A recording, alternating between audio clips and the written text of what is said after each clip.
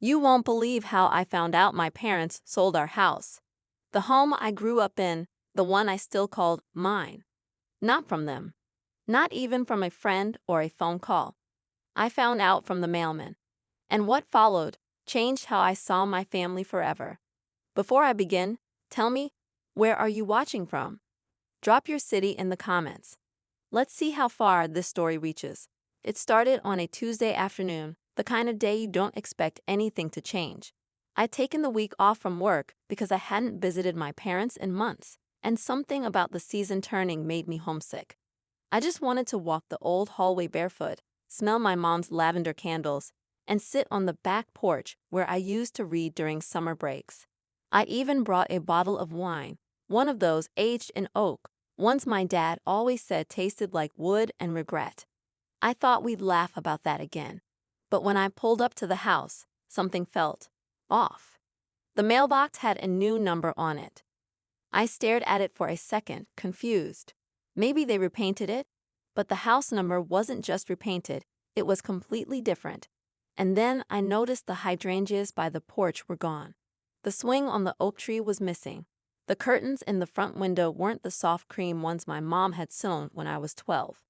I stood there in my car, engine still running, stomach flipping like I was on a roller coaster that refused to stop. I got out and walked up the path anyway, convincing myself it was some kind of mix-up. Maybe renovations. Maybe they didn't tell me because they wanted to surprise me. I reached the door and raised my hand to knock, but before I could, a man in a Navy USPS uniform stepped up the driveway. Mail bag slung over one shoulder, sunglasses still on. "You looking for the Harrisons?" he asked. I blinked. What? The Harrisons. Nice folks. Moved in last month. My mouth opened, but I couldn't speak. My ears rang with silence. They said they'd forward their mail, but I keep finding stuff in the box. You related? I nodded slowly, like my brain was trying to catch up to the words. I'm their daughter. He paused. Oh, I'm sorry, I thought. Well, they didn't mention you. Didn't mention me. He handed me a thin stack of envelopes. One was from the electric company, addressed to current resident. Another was from the local bank. The last one was addressed to me. My name, my childhood address. But the return address was from a storage facility 3 towns over. The mailman gave a polite nod, then left. I stood on the porch that wasn't mine anymore, holding papers I didn't understand, staring at a door that now belonged to strangers. I didn't knock. I couldn't. I walked back to the car and sat in silence for what must have been 15 minutes. I didn't cry. Not then. My mind was too stunned to feel anything. I pulled out my phone and called my mom. Straight to voicemail. Try Dad. Voicemail. I drove to my parents' new apartment across town. The one I helped them lease last year when Dad's knees got bad and the stairs in the old house became too much. But even then, they said they weren't ready to give up the house. Said they'd rent it out, maybe, or use it as a weekend place. I rang the buzzer. No answer. It wasn't until that night, back in my own apartment, with the envelope from the storage facility sitting unopened on my coffee table, that it hit me. They hadn't just moved out. They had shut me out, without a word, and I had no idea why.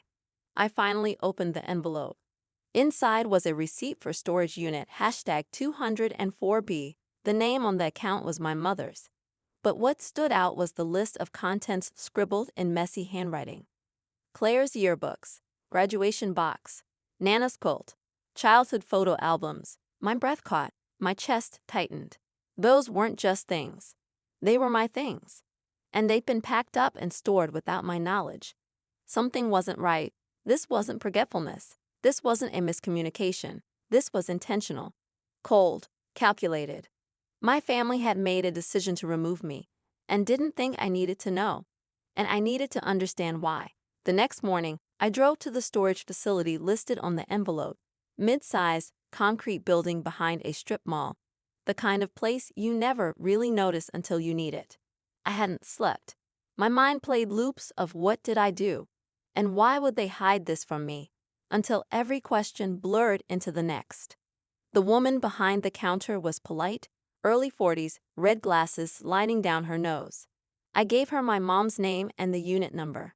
She tapped at her keyboard, then looked up at me with the kind of cautious expression people give when they're not sure if they're about to deliver bad news. I'm sorry, but only the account holder is authorized to access the unit. I must have looked desperate because she softened a little. There's a note on the file, though. Says you're allowed to take the contents if you show ID. Claire, right? I nodded, slowly pulling out my wallet. It felt like I was showing her proof that I existed. She led me down a hallway of corrugated metal doors, each marked with a faded number. When she stopped at 204B, she unlocked the latch and stepped back. I'll give you some privacy. The door rolled open with a groan. Inside, the space was no bigger than a walk-in closet, but every box hit me like a punch to the chest. I saw my name on 3 of them. One was labeled college, another keepsakes, the third just said photos. My high school varsity jacket hung off the edge of a plastic tub. My childhood stuffed rabbit, Benny, was squished beneath a crate of books. And there, neatly folded in a vacuum-sealed bag, was the quilt Nana hand-stitched for me before she passed. I crouched down, pulled one of the boxes closer, and opened it. The smell of old paper and lavender hit me instantly. I pulled out a yearbook, flipped through the pages, and saw a note I'd forgotten my best friend wrote senior year. Don't forget this place. It made us who we are. I didn't realize I was crying until drops started smudging the ink. My phone buzzed in my back pocket. Mom. I stared at the screen for a second, unsure if I was more angry or relieved. I answered. Claire? Her voice was quiet, almost hesitant. You sold the house, I said. Not a question, a statement. There was a long pause. We didn't know how to tell you. You didn't know how to tell me my childhood home was gone. It wasn't that simple. It's exactly that simple. Another silence. Then, we needed the money. I waited. Your father's medical bills have been piling up. We didn't want to worry you. And when the offer came through, it all moved fast. We thought it was best if we just took care of it. And not tell me. You haven't lived there in years. We thought maybe. I cut her off. You packed up my life like it was clutter. Like I wouldn't care. Her voice cracked. It wasn't like that. I almost hung up. But instead, I asked, why was I not worth a phone call? There was a pause, then she whispered, because we knew you'd try to stop us, and we couldn't handle that. I stood in that storage unit, my fingers clenching the edge of a photo frame. Me as a kid, with a gap-toothed smile and arms around my parents. I barely recognized us. We're not the same family anymore, are we? I don't know, she said. I hope we can be. The call ended. I didn't say goodbye. I stayed in that unit for nearly 2 hours. I sat on a box marked books and read through old journals, photo albums, graduation cards. It felt like I was holding pieces of a past my parents had tried to fold away, quietly, gently, without fuss. But they weren't theirs to hide. They were mine. As I locked the unit back up, I noticed something strange. Tucked into the corner was a brown envelope sealed tight with masking tape. My name was written on it, but the handwriting wasn't Mom's or Dad's. It was Nana's. My heart stopped. She'd been gone for almost 8 years. I carefully peeled open the envelope. Inside was a letter, dated 3 months before her passing. Claire, sweetheart, if you're reading this, it means something in life has changed, and you're searching for something, maybe answers, maybe strength. I don't know what's happened, but I want you to remember this. People will disappoint you. Even those you love, especially those you love. But don't let their failures define your heart. You're stronger than that. You've always been. Love, Nana. I clutched the letter to my chest. Something shifted in me in that moment. Not closure, not yet. But maybe a beginning. Something told me this wasn't just about the house. There was more they weren't saying. More I needed to uncover. And now I was ready to find it. I couldn't stop thinking about the letter from Nana. Her words stayed with me like a whisper that wouldn't fade. Don't let their failures define your heart. But the more I thought about it, the more I realized. This wasn't just about disappointment. It was about betrayal. My parents didn't just sell the house. They erased a part of me. Quietly. as if I didn't matter.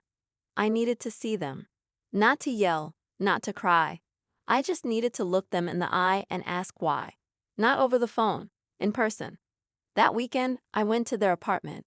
It was a beige building with flower beds out front and a bench no one ever sat on. I rang the buzzer. No answer. But I didn't leave.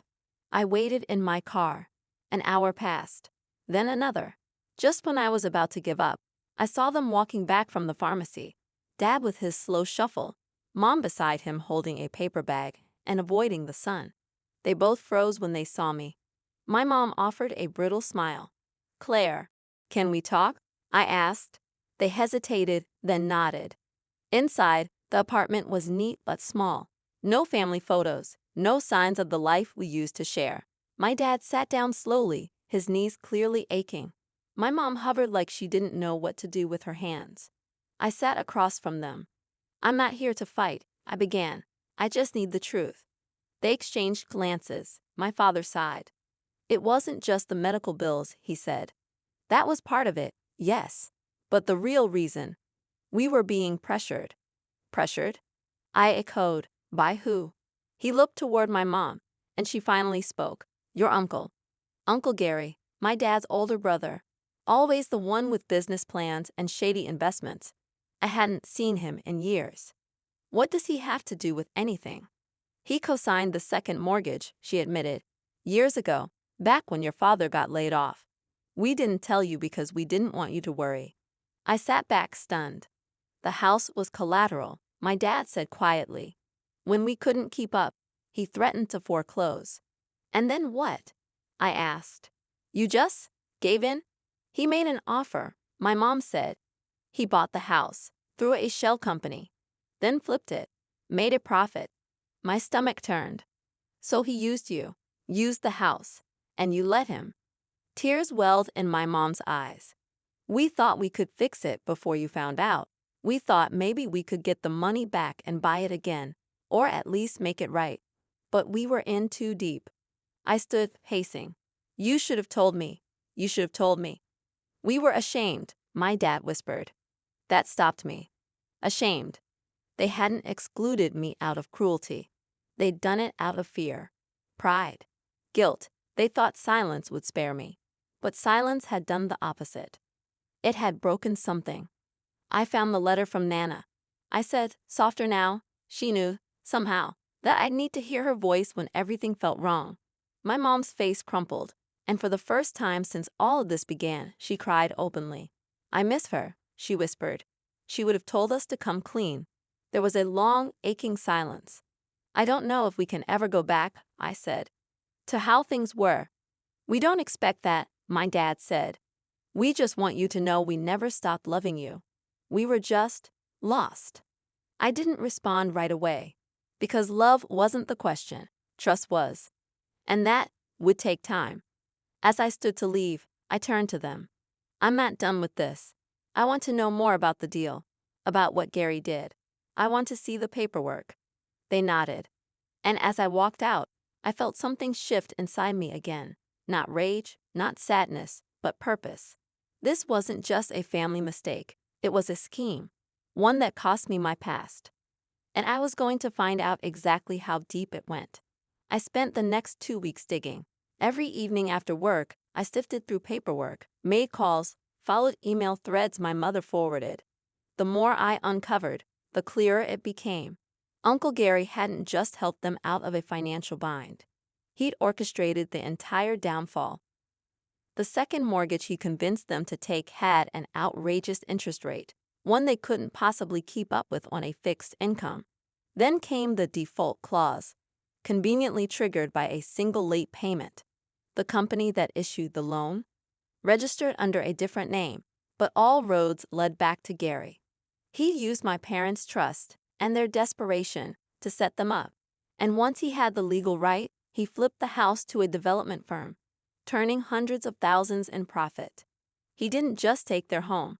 He took my childhood, my memories, my peace, and I couldn't let it go.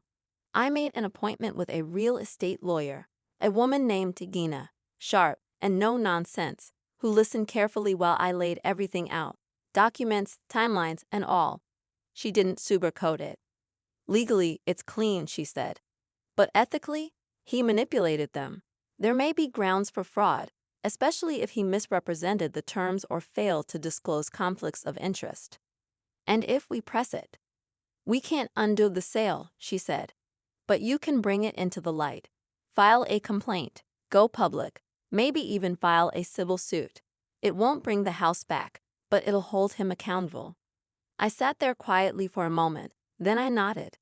I called my parents that night. They were nervous but agreed to meet me at the storage unit. I think they knew something was coming. When they arrived, I had everything laid out, the documents, Nana's letter, even photos of our house before the sale. I watched their eyes scan the files, confusion turning into guilt, guilt into anger. He tricked us, Dad said finally. All this time, I thought we were just careless, but he knew exactly what he was doing. My mother's hands trembled. He made us believe we didn't have a choice. You did have a choice, I said softly, and now I'm giving you another one. They looked up at me. I've started the process. A complaint's been filed. I spoke with Dina. She thinks we have a case, but I'm not doing this for revenge. I'm doing this because I need truth. I need closure, and I think, so do you. For a moment, the three of us sat in silence in that small unit filled with the pieces of my old life. Then my dad nodded.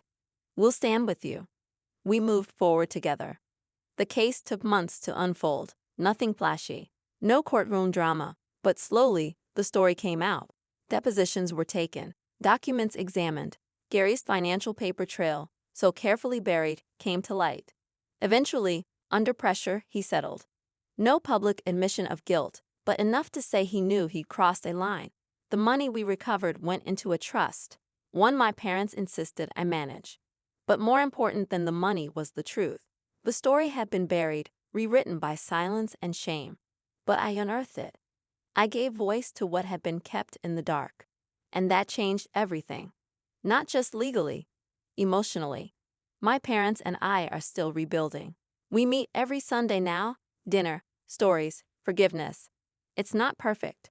Sometimes, there are quiet moments where I can see the weight of what happened still lingering in their eyes. But there's honesty now, and honesty is healing. I never got the house back. Another family lives there now, 2 little kids and a tire swing on the tree I once climbed. I drove by once, just to see it. And you know what? I didn't feel anger. I felt something like peace, because the home wasn't in the walls.